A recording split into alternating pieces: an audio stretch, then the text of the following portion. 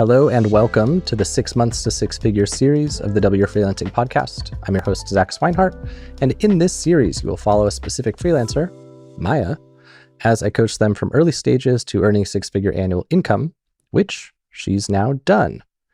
That breaks down to $8,333 a month for $100,000 a year, and she's past that. So we're now targeting to see when we can get her to six figures in her pocket per year. In this series, Maia and I connect every week or two, and it follows the same general format as the DYF Accelerator community. So if you are enjoying this and you're like, ooh, it would be so cool to get one-on-one coaching from Zach, just like Maia's getting, you can totally get that coaching in the DYF Accelerator community. So to learn more about that, you can go to dyf.link/DYFA. So let's dive in. Maia, I think, and I know actually, because we just said it, but I think, so I hear from the grapevine, that is the pre-interview, that today you want to talk about like all the clients you have on the books and how you're feeling about it. Is that hearsay correct? It's great intuition. Wow. My sources do not lead me astray. Yeah. So what's on your mind? How are you feeling? I feel great. Like I feel like my cup is full, but I feel it like trembling, just because I know that I have five design clients going on at the same time. I don't know how it happened, but I had 5 kickoff calls in the same week, which was very exciting to see me just, show up very, very, very intentionally and very strategically to every single one of them. But now I'm in those 4 to 6 weeks to design with them. And I guess I already have 2 designed by my designers that I have to iterate and curate and send them for feedback. But I don't know, I feel great, and I feel like I shouldn't feel great. I feel like I should feel stressed and overworked, but I'm but I don't know if I should prepare. I don't know, it's weird that I feel so great with 5 things going on. Usually I'll just be freaking out. So you say usually be freaking out. What do you think is, if this is the kind of situation you've had before where you feel like there's too much and there's too much to handle, can you spot anything that's different now? Like perhaps your team members are taking more ownership and so it's not really such a burden, or what do you think is concretely different? I think that's the first thing. I think the other thing is that every single one of these projects is a 4K 3.8 project. And that gives me a lot of mental ease, that I know that I can work more hours and I don't have to sacrifice my hourly rate. And I know that I can afford to have more help from the designers. The thing that I guess has been really stressful in the past has been the first ideation phase and all the guesswork. And this time, because the kickoff calls were so what do you like, this or this? What do you want to do, this direction or that direction? And I pin down a lot of things from the beginning. I feel way more confident that I'm going to do it in less time and I'm going to reduce feedback. I have to see, I'm still trying it out. Also, briefing the designers was great because they just watched that last part of the video. And before I had to manually do a whole brief, which honestly would take me an hour. So I guess those are things that are really accelerating the process. My systems, I guess, are really helping this time. Yeah, and it sounds like energetically the process is better. I mean, I noticed for myself that there's so many things where they, if I judge them just from a time audit, I'm like, well, that's silly. It only took 2 hours, so of course it's not affecting me. But there's certain things that can they have this unique ability to just drain me absolutely within 30 minutes or an hour or something. And so it could be that fatigue that you mentioned from the initial guesswork and the efficiency you were telling me about in last week's episode or 2 weeks ago or whenever, it could be that alone kind of takes a lot of the energy stealing stuff out of the projects. And one quick note before we move on, 5 $3,800 projects means you've closed $19,000 in business this month. Go you. That's so freaking awesome. Crazy. Oh, I thought you said you had 5 kickoff calls this week. Yeah, but they paid last week. Next week they're paying in increments of 800 every month. So I don't have that amount in my bank account yet. I will. But yeah, the numbers are there. I am clear on those numbers, but it's going to happen incrementally. Cool. Well, not to take away from it then, even if it's not 19 grand, it's still cool that you've got this on at once and that it's going well. So when we were talking a few weeks ago, you were saying that your ideal target was 4 branding projects a month. Given that you have the 5 on right now and you're not feeling overwhelmed, do you feel that you want to kind of not sign anything more until some of these are at least closed and going, like, completed through the fulfillment pipeline? Okay. Absolutely. So you think you're at capacity for sure? I'm at capacity, and I'm waitlisting people for Feb, because January, like, I know that I want to do it until December, but I know some projects extend, and I want to do it more like, as I said, I want to be more cyclical. You know, I want to book 5 projects every 2 months, and then 5 projects, and then 5 projects, and do it more cyclical instead of like always having to kick off people. Just wait list until the start date and just do it all at the same time. Interesting. So you're saying you will not onboard projects every single month, and instead it'll be every 2 months that you onboard the projects for those 2 months. I think so, because I had a thought, like last week, which was kickoff call. I was just like, it was such a big time batch, which it's really helpful for me. I did not design. I only met with people. I was on the strategy, just creating strategies, researching ChatGPT. Like, I was just on the strategy, like, mindset, and I did not touch any design programs. And I did all the kickoff calls, and it was like a big time batch. And now they're all at the same, at the same stage, which is like, there's not so much communication because I am designing and they don't really have any notes for me. And then feedback is going to be around the same time. So let's see how that same time feedback is going to go. But I think having everyone in the same cycle, it's really exciting. So now I'm saying booking projects for Feb, starting date Feb. I do have a project starting mid-December. So I guess it's going to be 6 in the cycle. But everything else, I wanted to start beginning of Feb, so I can onboard mid-Feb and start design by March. Are there slow parts? Like for me with web design, for example, there are certain parts of the process, like let's say I design the site and now I'm waiting for feedback on the design and it takes them a week or something. That's like a dead zone, although people take different amounts of time. So that one's out. Then there's a big surge of time requirement when I build the site. And then there's another kind of dead zone while I wait for them to edit the content or approve it or whatever. Do you have periods like that with these projects where you might get slammed with like 5 projects at once that are in the high activity zone and then 5 projects at once that are in the dead zone? Or do you think that it'll be staggered enough that it doesn't really matter? I think that's how it's been, that I have like 2 weeks to work on my personal projects, back end of blank page, and then suddenly I have a week that is like, whoa, client heavy. But I think I'm built like that. Like, I don't know if you know a little bit about human design, but I'm a generator, which means that I work this way, that I prefer to like obsess over things and just do it in a big chunk of time.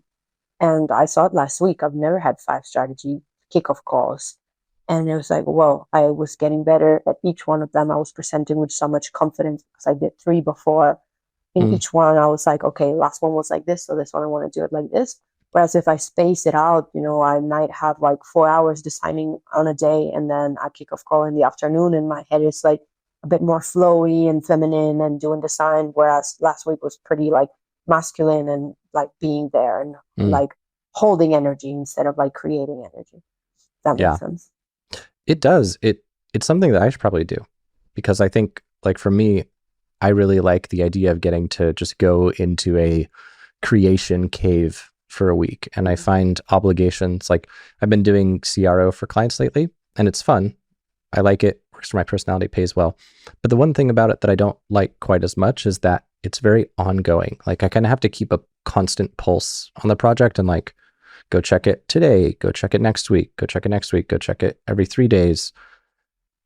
And I like the idea of instead just obsessively pouring like a bajillion hours in a 1 week period and then just move on entirely. And it sounds like you're describing like a phasic structure like that. So that sounds really cool energetically.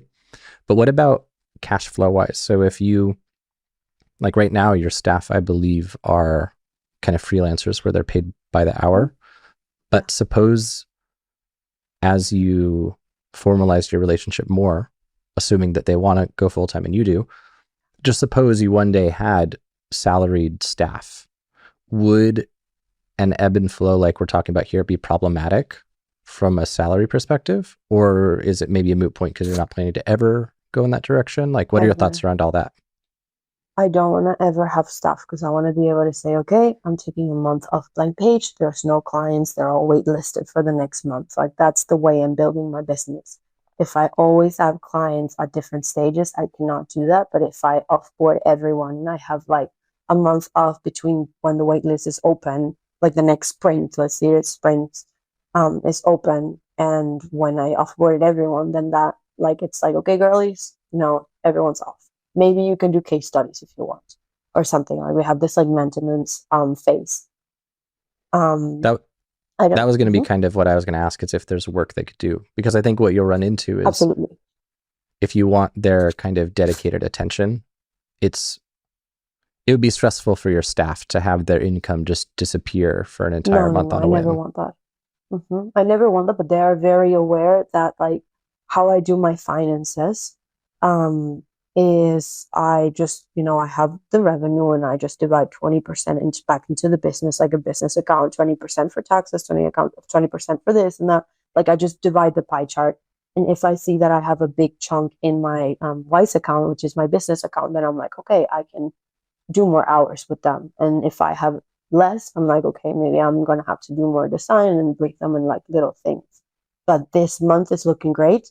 So I know that they can do like whole identities. I know that I can spend a lot of time and money on, money on the stuff. Okay. Then yeah, so I guess it would just all depend on that. Yeah. For now, I'll just table it. I think it won't be like show-stopping critical until next year as you move further down this road with your team and stuff. So you don't have to worry about it for today.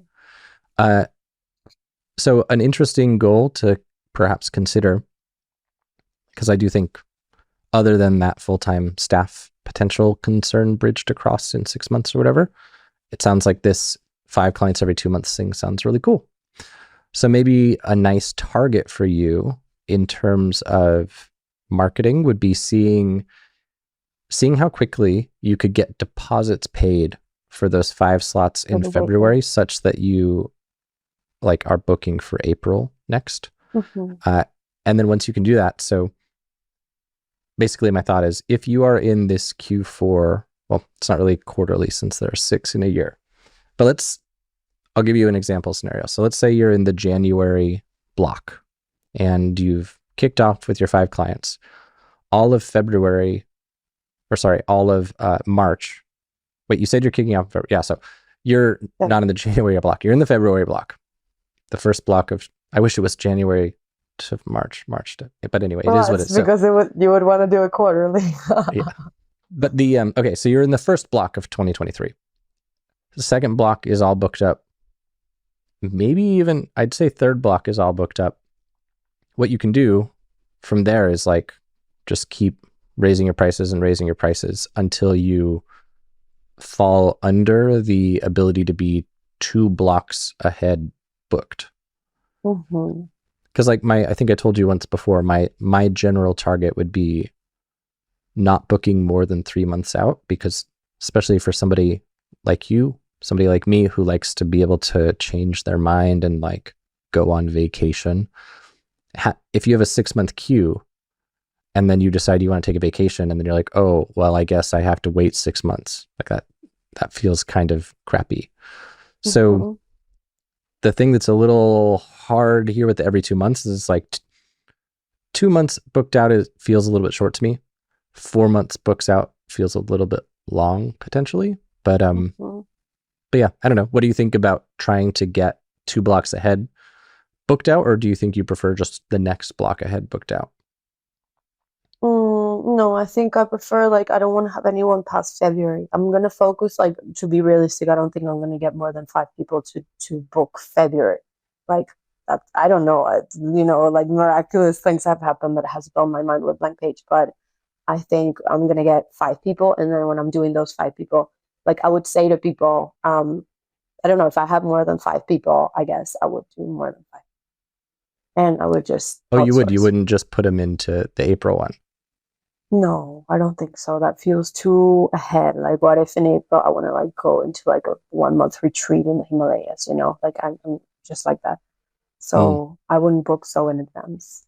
And also like this has happened that I waitlisted someone that was like they gave me the deposit. This was when Basecamp was my only service and it was 2K. And he paid the deposit and then something happened to him. He was like, I think going through like a rough time. He was like, let's table this. And so I messaged him the other day. I'm like, hey, I'm raising my prices. Like I cannot hold your space. And he's like, oh my God, okay, let's start tomorrow. And then he's not one of them. Like he's for the February. But he will only pay 2.5, whereas now my program is 4.2. mm. So Yeah, that makes sense. so I don't want that to happen because I know I'm going to keep raising my prices. And if I waitlist people then and I raise my prices, it would be like, oh, you know, Yeah, these are not the real prices. And I can't be like, oh, by the way, what you agreed on, now I'm making it more expensive because I don't think that's yeah, ethical. yeah, for sure. So then maybe the middle ground is that you always aim to have the next block fully booked up with deposits paid by the time you start the preceding block. So maybe like by the time it's February 1st, ideally the April 1st, all 5 of them are booked up. And that for anyone beyond those 5, they're on the generic wait list. Because I think if you get into this habit of like always saying yes to more, so you were saying just a moment ago that if there was a sixth person that wants in, you would just like let him in. But the question I'd ask is, where exactly does that stop? What exactly is your capacity? Having a published capacity is really useful from an urgency and scarcity perspective, because if you say we only work with 5 clients every 2 months, and that's just our thing, then you get to publish that on your website. You get to use that in all of your marketing. And it is both urgency and scarcity. Scarcity because you only have 5. Urgency because you need to get in now before they're all booked up. And if that's like a kind of negotiable number, it might be a little bit, it's going to be difficult for you with managing your team's time. And it's going to also be kind of weird for your marketing. I don't know what you think on all this. And I noticed myself going down this rabbit hole. Maybe you don't even want to chat about this. So we can pull it back a bit and I'll just ask you, Maia, what do you want to chat about? What do you want to take away from today? Yes, I love it. It's really like this idea bouncing it back with you is really like becoming like I can see the shape of it. It's more contained. And I was wondering, what do you think about this messaging? We're booking projects for Q1. Start date is February. Because, 4 spots available because I have this other person. I actually have 1 person for that. I can do it by quarters, but I just start in Feb. I can do the next quarter, but I start in the second month of the quarter. In that 1 month, like in January, I am going to be offboarding, and I hope that I have more time to like focus on my strategy, focus on blank pages, have that like January vibe of just planning and organizing my life. So hopefully if I'm doing it per quarter, but I start in the middle of the quarter, then I have half of that quarter to offboard anything remaining from the last one and just organize myself and do a bit of strategy before each quarter. It feels cyclical, and messaging it like I'm booking Q1 2024, kickoff date Feb, for like 5 scratch 4 bookings available.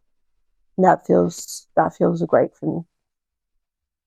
But the implication is in terms of revenue is like pretty huge, because when we were talking before, you had said that you could work with 4 Basecamp projects a month. Like you could essentially sign 4 new Basecamp projects a month. And so if that's 4, we'll just call it 4,000. So that's 16K a month, which is like 192 per year. Is that the right math? I don't know. But if we're now saying that you work with 5 clients a quarter, then that means that is not even 100K per year. So you essentially cut your revenue in half with what you're describing. Because what I thought you were saying is you'll work with 5 clients every 2 months, but then it sounds like from what you just said, it's actually 5 clients every quarter. Every 3 months. Our quarters are 4 months, right? No, they're 3. They're 3, but there are only 4 of them, whereas there are 6 2-month blocks. So what I thought you were saying is you would essentially say February to April is one. April No, that makes to more June sense. is one. That makes more sense. Okay. That makes way more sense. But marketing wise, I think it's a good idea to say I'm booking Q1 starting in Feb. I have 4 spots, and then I book more. And I just put them into like, I book more clients and put them into the 2-month slots. Like I'd have to organize that, but I think what you're saying is right. I shouldn't do it per quarter because then it's not so profitable. I should do it every 2 months. Yeah, What's happening now I still is that kind of I think you am should do it every month. pretty much very if you're close not, to 8K. like, Until I get what Feb, you're saying about just it being by nice to onboard deposits everybody at every once. 15 days. Hmm? That I Oh, sorry. like. We had a delay for a second. Oops. Can you hear me now? Yeah, go ahead. Okay, that I now what's happening, and it's really interesting, is that it's almost passive. Of course, it's not passive, but with like client payments that are either every 30 days or every 15 days, I have around 6 to 7Ks until Feb. Because the payments that they're doing now, they're going on till March. And on March, it drops to like 4, 3. So that's when like new projects would be great for the business. But until then, like I don't have to be booking clients and fulfilling projects. And I also have my coaching clients, which I'm doing in January. And now like I have 3 people that I've already booked the 1-2-2 rate for coaching like 6-week thing. So that's another good income apart from Basecamp. Having 2-3 coaching clients a month, that's really good. And it takes me 0 like staff costs to fulfill. Here is a question for you. I think that all sounds good, but my mind is still attached and hung up on this Basecamp onboarding thing. But here's the question. Is there any reason, like just hypothetically pretend you had a queue for 6 months in the future. Is there any reason why you couldn't just again, hypothetically, I'm not saying do this. Is there any reason why you couldn't just onboard everybody today or, this week? Like, you could process 6 months of a queue, but then have a month or 2 gap before the project actually starts, right? Can you repeat that? Yeah. So this is something I've done in my web design business before. So when I had a long queue, the thing that I was most kind of wary of is I wouldn't want to say, all right, we can start in 3 months. So goodbye, I'll talk to you in 3 months. Because then it's like the project hasn't started, it's just, they're just waiting around for Zach. So what I would usually do is I would do the kickoff call and onboarding immediately. And I would give them homework assignments to be working on during the time before I could properly start. So I'd say yo, go hire a photographer, get your photos done, be writing your content, just get all your shit prepped so that when I'm ready to go, I can just immediately dive in. And so I'm wondering if you could do that, and it would be good from your energetic perspective, but I'm just wondering, is it okay if you kick somebody off, you do the onboarding, and then there's a 2-month period where you don't do work for them, but maybe you have them assembling a mood board or whatever to keep them busy. Would that be okay? Yeah, I love that because that's what I do when I'm designing. I have them doing content strategy. I give them my template. I give them an explanation of how they're going to dump their content into a Notion dashboard that I have for content. And it's great because then I have the designs ready and they have the content strategy dashboard. So maybe that's something that I could pre-record a video on what are content themes, how to use them, how they can use it. I could pre-record a video on messaging and how to tap into their voice. The resource library is growing bigger as I'm recording a lot of tutorials for my coaching clients. And I could totally give them access to that library before onboard them and give them the discovery questionnaire, which is that's what I usually do. Is I'm booking in 1 month, but you can be on the note, on the client portal on Notion and play around and stuff. But I can make that way more intentional. Then with that said, here's what I would like to run by you. What if you do indeed set a very specific number? It doesn't have to be 4 if you don't want the obligation, but I think 4 or 3 if you don't. But you did the math before and it seemed like you could handle 4 pretty easily. So you set a specific number and you say, we work with 4 clients a month. And then maybe not publicly, but just privately, you only book XYZ number of months in the future. And then you have all this scarcity I'm trying to think of how you could simply position the future cutoff. I don't think you would need to. I think it would just be essentially like, let you decide your own distance in the future that feels comfortable to you. I think 3 months is good. So every time the first of the month rolls around, you can send an email to your list or like DMs to the people who are on your like VIP list, who they're like, tell me before you tell everyone else. You could send them DMs, be like, yo, as of December 1st, 3 spots have now opened for January, February, March. So depending on whether you wanted to always be booked 3 months, it would be March. If you wanted 3 months, you would say 4 slots just opened up for March.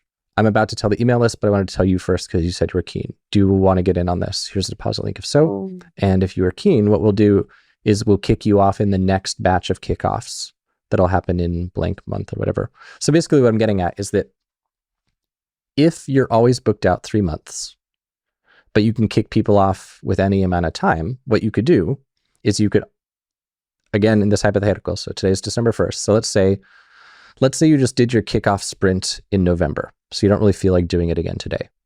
What you could do is you could just do kickoff sprints every 2 months. So anyone who today, December 1st, you email them like, you're like, yo, do you want to get in for March?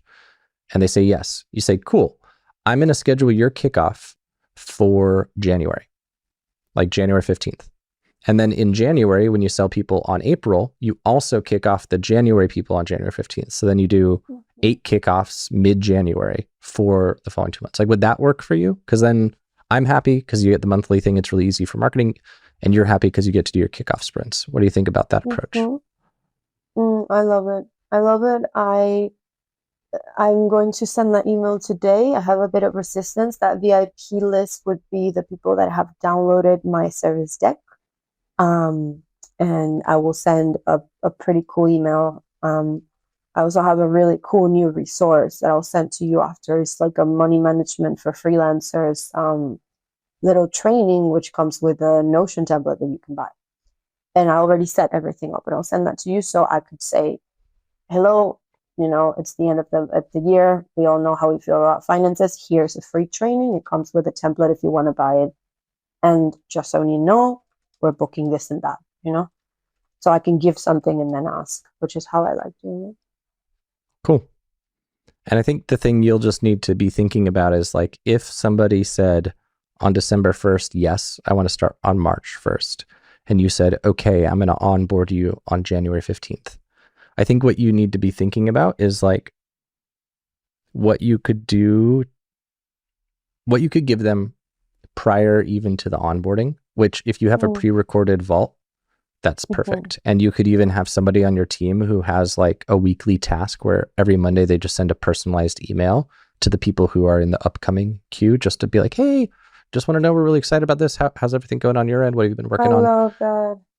I know it would be so perfect for that. I love that. And so if you can point people to that whole like pre-recorded, like, hey, I'm so excited to work with you coming up. Here's some stuff that you can be working on between now and our kickoff to make the most of the time. And then version number 2 is here's what we can be working on between now and our project start. Or if they are the same, like if it's the same set of tasks pre-kickoff and post-kickoff, then it could just be one shared thing. Do you think that it would make sense for it to be different or the same? Ask again. Sorry, like I'm processing a lot of things. So if you reach out to me today and you say, Zach, do you want to work with me? And I say, yeah. And you say, cool, we will kick off your project on January 15th.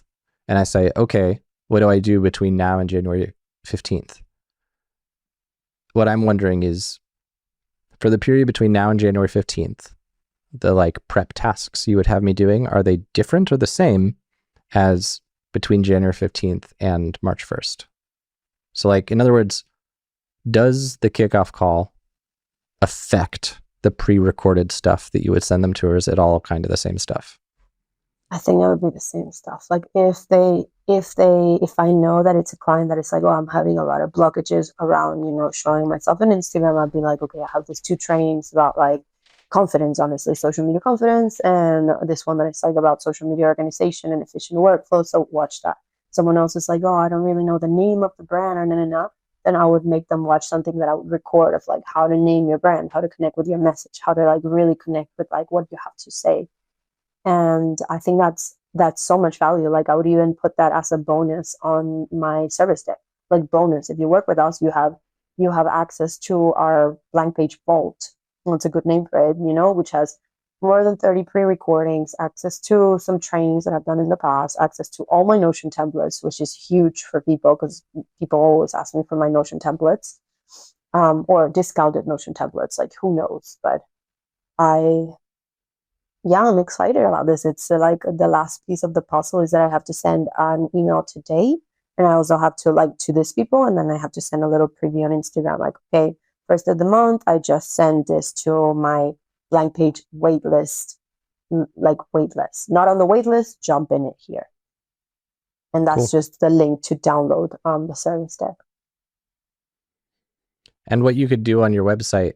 So whatever the context is for your next availability, like I'm just trying to think of how we can tap into Tech. the urgency and scarcity that we get to use like in launches. So whenever someone runs a launch, the reason, like let's say the blueprint, for example, I've got the doors closed right now because I've decided I want people to go through with a cohort because people always seem to get stuck when they go self-paced. So the nice thing about cohort-based courses is that you get that urgency because you say like, hey, the doors are open this week only.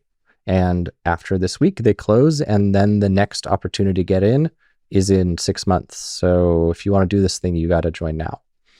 And so I'm trying to think of how we can like tap into that here. And given that it's like 3 months out, I guess the way it would be done is that whenever you open the doors, it would be like a reverse engineered availability thing. So if you know you want to take a vacation in May, let's say, and you don't want to sign any clients in May, then what it would mean is that this is breaking my brain without like drawing it on paper. On January 1st, you would say, hello, the doors have now opened for April. Get in now, because the soonest you'll get in after this will be June. If you already know you want to get in, like take a vacation in May. If you don't know yet and you don't want to decide yet, say like, get in now, doors open for April. After this, they close and we'll like this absolute soonest we'll sign clients will be like May or whatever. And then on February 1st, you decide, do I want to take a vacation in May? And you say, no.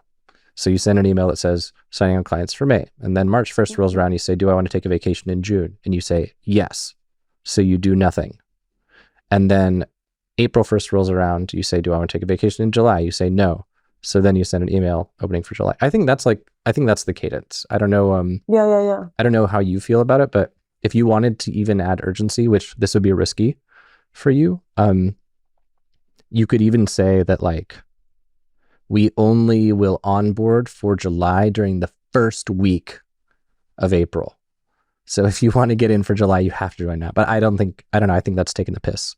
So I think for now, just basically opening like rolling cohorts without an actual deadline, I think is fine because the scarcity makes up for the urgency. Like the fact that there are only 4 slots. Yeah. This is how it works with like Jay Klaus with the lab. It's a membership site for course creators. He limits it to 200 members.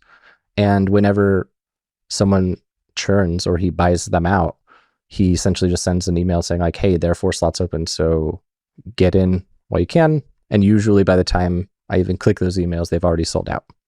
So I think once your marketing funnel is in good shape, it's going to be the same way. And so you don't really need the urgency because the scarcity is the urgency. So never mind everything I said. And I think it's just reverse engineering whether you want to take a vacation in 3 months, and that dictates whether on December 1st you open the doors. So the question I ask you is, do you feel comfortable from like a freedom flow, don't put me into a box, digital nomad kind of standpoint? Do you feel comfortable having to decide on December 1st whether or not you will want to take a vacation in April, if that's what it comes out to? Because January's booked, February's booked. Oh no, okay, it wouldn't be that far. On December 1st, you'd say we're booking for March, right? Because you've already got January booked, you've already got February booked, you want March booked, yeah. So are you feeling comfortable on December 1st to decide if you'll take a vacation in March, or do you want to wait until it's closer to March to have to make that decision? I think I want to take a vacation in March too. Like just to try it out, just because I've never like I'm always on vacation. Honestly, like blank page is so low maintenance. Thank fuck that it is. But like I have never taken a vacation. I've never had my staff work on blank page for a month, and it sounds like a really good challenge. So, but it wouldn't be in March. Like I know we're running out of time, but it would be like um February. I book people. Like February is the kickoff month, to say it like that. Like 1st of Feb to mid Feb it would be kickoff week. And then from the middle of Feb until the middle of March, I am designing and offboarding. So that means that the vacation would be in April. And in April, I'll be booking people for June. If that makes sense. Like I know it lowers my revenue, but like the idea is to also make the prices higher. And maybe I book one Basecamp client for 8K that is package design. I'm taking a package design course because I see the scalability of Basecamp. So the idea is that in the future, I'm doing 20K projects, 5 a month, 5 every 2 months or something like that. So I'm just trying out this like business model to see if it's sustainable. Alrighty. So I drew something that I fear won't make this clear, but nonetheless, I drew it. So we'll see if it does make it clear. So what I was thinking is this. So basically every month there are 4 spots that are even available. And then every 2 months, there are onboarding windows. And whenever you do an onboarding window, you essentially just like onboard everybody who has signed for the coming months who has not been onboarded yet. And whether that means that you're onboarding somebody whose project will start in a week, or you're onboarding someone whose project starts in a month and a half, it doesn't matter. The fact is you onboard every 2 months, but you start projects every 1 month or whatever you want. You can start them whenever you want, but basically you allow 4 people each month to pay you and get on the books for their project starting in a certain month. So what I was thinking is this. If it is February 1st, you could open the doors for May. So you can say, hey, pay me now to like reserve your spot for May. We will start your project in May. Those people can be onboarded at one of 2 times. They can either be onboarded mid-February since they bought on February 1st, or they can be onboarded mid-April because that's still before May. They paid for May, they're starting in May, so they have 2 opportunities, which means that if anyone buys on like that cart open day, then they could be onboarded as soon as February 15th. But if someone reserved for May on like February 20th or something, after you finished your little onboarding block, then you would just slot them into the next onboarding block, which is April 15th. So basically the 15th of every even month, you could probably find some like angel number that would allow you to have an even number first and then some other thing after. So like 212, 414, 616. It'd be kind of hard to remember maybe, but like whatever thing you want to do with the numerology, I'm sure you could find a way. And that's just how it would work. Even months, middle of the month, you onboard. And then every month at the start of the month, you start a project. And then the way that the projects work, since it sounds like your projects take on average 6 weeks to fulfill, it means that every month you are working on 6 projects because each month of 4 projects takes a month and a half to complete. And thus, in a given month, there are 4 new projects and 2 old ones that are finishing. 4 new ones starting, 2 old ones finishing, something like that. I think that's how it would work. This is a very confusing looking thing, but is it making sense? Your face looks like it's clicking a little bit. No. It is totally clicking. I'm just like wondering when is the moment that I have to like decide not to book anyone and like skip a month. I would have to skip 2 months. Skip 2 months because I would still be like a booking because I'd still be fulfilling like the last month. Doesn't mean that I'm taking 2 months off, but that I would have to like book for 2 months in advance. Yeah, no, it makes sense. And I think, 4 spots, 6 weeks, overlapping, maybe like a week I have 6 projects, 2 on feedback, the other 4 on design, early design phase. Like it makes sense. Yeah, I think I think you could probably, I could stop sharing. I think you get the idea. I'll give you the link for this if you want to look at it later. But I screenshotted it. Okay, cool. I think you could probably at first, unless things get overwhelming, you could probably keep things simple to start where you literally just keep a log in your Notion client database, like what start date someone booked for, and you just have your rule of thumb that we have 4 projects per month starting. Like, so someone can have that project start in February, and once you've sold 4 of those, you no longer sell for February and you sell for March. And then your internal policy is that you do not sell for further than however many months. So if it were me, I would pick 3. You might want 2. I just like, basically the reason I like more months booked out is that you get more security that way. But if you're growing your email list regularly and you're having people purchase paid lead magnets, like there are other KPIs for security than having deposits paid. So if you're growing your email list, you know your funnel metrics, and you know that on average, 1 out of every 20 people who purchase your budgeting guide become Basecamp clients, or whatever the metric is, then you don't have to like book out April. All you got to do is make sure that in February you get 20 people to buy your lead magnet or whatever. So yeah, it's kind of up to you how you do it. But if it were me, and if I were giving you one like generic prescriptive advice, it would be just try doing this 4 clients a month thing. Wait for the month where there's a crossover, like between the 4 projects starting and whatever ones are straggling. And if it's feeling overwhelming, then it means something needs to change. Okay. And if there are ever more than X concurrent projects, it's a red flag.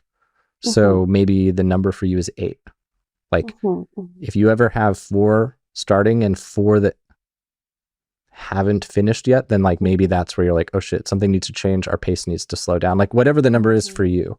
I think that's the big risk, is just making sure you don't overextend or whatever. Yeah. Isn't it crazy that when we started, my problem was that I had 0 leads, and now the problem is that I don't know what to do with all these leads, and I have to like... It's a very good problem. It's great. Honestly, I never thought, really. Yeah, and what I think is so cool is that this is just with one platform too. Like you're not doing anything other than social media for lead gen right now. So that's where I'm getting excited, is when I'm thinking about, like, you have so many directions that you could choose to grow. And I know you're not going to mega grow your agency and you're going to go more in the product direction, but it's really exciting to think of like all the opportunity that's still ahead in terms of maximizing this one channel, adding more gasoline onto this one channel, and then there's still all these other totally untapped channels too. So this is just the beginning, Maya. I'm getting nostalgic. I couldn't have done it without you, seriously. It's crazy. Thanks. So I guess then, do we have anything we want to chat about before we go? I think you said you had one other thing you wanted to get my take on or something. No, I'll tell you next week. I don't want to take too much of your time. I appreciate that we've gone over time. And yeah, I'll keep you posted on how that lead magnet goes. Cool, and I will send that email today. I will really postpone everything I have to do for tomorrow and send that email in today. It feels like a very big step for me. Cool. The email about the open slots? Yeah, to the wait list. It's like 80 people that have downloaded my media kit in the last like 3 months. What do you do as your, like, how do people pay their deposits? What tool do you use? I use Revolut Business. Okay. Which is an invoicing app. Okay. Yeah. An invoicing app that also, like, you can put your card there. Okay. Then you probably can't set quantity on there. So maybe, basically, like, when you're writing this email, I really want you to push the scarcity. So writing it like, hey, we just opened slots for February. We only have 4 slots. The first people who reply and pay their deposit secure them. So let me know if you want in. I think that something like that, where you could kind of drive home the fact that there are only 4 available. And then you can also say something like, if you don't book now, no worries. We can start later, but the soonest we'll be starting will be March, and we won't open the doors for that until January 1st or something. Yeah. I don't know how you'd word it. No, I'll do a better CTA, because my CTA is like, book your clarity call, and now it's going to be like more pushy. More pushy. I mean, the clarity call converts, but I think I'll tell you this next time, of this like apply now model that I want to start using. But it has worked for expansion. People are applying. It's great. So maybe I also ask people to apply instead of like jump on a clarity call, because it kind of feels like salesy to be like, oh, I'll, it feels like let's do a sales call if you're not convinced. The other one is like, you convince me. Yeah. Yeah, I think that as you become more authoritative, and you already are quite authoritative, so I think it's the right time, like as a person becomes more authoritative, the framing around things like discovery calls and stuff, it's different, because when you're a nobody, when you're just like some random ass freelancer on Upwork, sales calls are important because the person needs to determine that you are legit because you're just some rando on the internet. But like, if you were going to hire Oprah to speak at your event or something, you wouldn't like ask her for a clarity call first, because she obviously can do a good job of speaking. She's fucking Oprah. And so similarly, I think once you're at this point where you have a lot of content out there, you have lead magnets, you have free stuff, like you have an email list where you send emails, it's not a question of whether or not you're good. It's only a question of whether or not you're a good fit for them. So yeah, I mean, you'll probably close lower when you add more friction, but you'll also get a lot more of your time back. And if you have enough leads, it doesn't really matter if you're closing lower. What matters is the net time taken. So I think it's a great idea to play with, for sure. Okay. Cool. Well, I guess I'll do my little outro then, and then we'll see each other next week. All right. Well, dearest listener, if you enjoyed, please leave a good review, like, subscribe, whatever the thing is on your platform. And if you want to join the DYF Accelerator, I would be happy to do one-on-ones just like this with you, give you feedback on whatever you want. So if you want to learn about that, it's at dyf.link/DYFA. And if you want to learn more about Maia's business, she's on Instagram at MAIABEN, and her website is blankpagelab.io. I never know if it's plural or not. One lab. Yeah. Blankpagelab singular.io, but the word singular is not part of the URL. So thank you for being here, listener. Thank you for being here, Maia. And see you guys next week. Ciao, Zach. Thank you so much.